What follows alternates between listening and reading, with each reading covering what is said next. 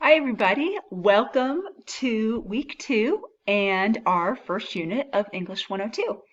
I wanted to take a few minutes of your time to explain a little bit about this class and our first unit, because more than likely this class will be nothing you've ever experienced before.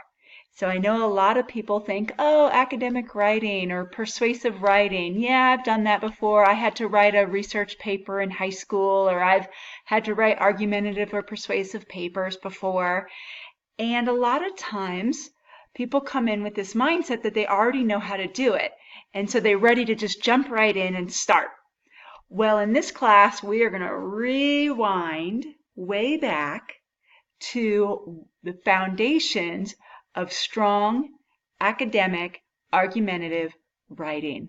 And so kind of have to hit pause on everything that you've done in the past or everything that you think you know about it, because we're going to start from the very beginning. And so Unit 1 is about introducing the argument. Before we can jump into any argument, we need to know what we're talking about. Enough said. Many people jump into the arguments thinking they know what they're speaking about, thinking they have all the information, when in fact, many of these arguments have a long history. They have a lot of background information. You're not the first person to enter this conversation. And so before we jump in, we need to make sure we've researched and fully understand the scope of that conversation before we enter it. And so this first assignment is all about researching the background of your topic before you jump into the argument of it.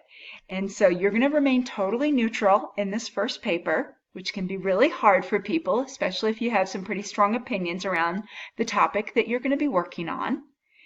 And you're going to look at what is the history of this topic, of this argument. What were the previous conversations before I've come to it?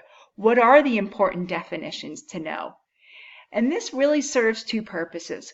One, it educates you on this conversation that's been going on for a long time before you've decided to jump into it. And two, as you move into writing the actual argument at the end of the semester, it will give you the context and background that you need to provide to your reader before you can jump into the argument. So we're going to pause on everything we think we know about argumentative writing and academic research, and we're going to start at the beginning, which is understanding the background, the context, the definitions, the history of the topic. So that's our first step. And this is why I suggest that you pick a topic that you'll want to stick with through the whole semester, because if you do that, these 3 units will build really nicely on top of each other. So our first unit is understanding and introducing the argument while remaining totally neutral.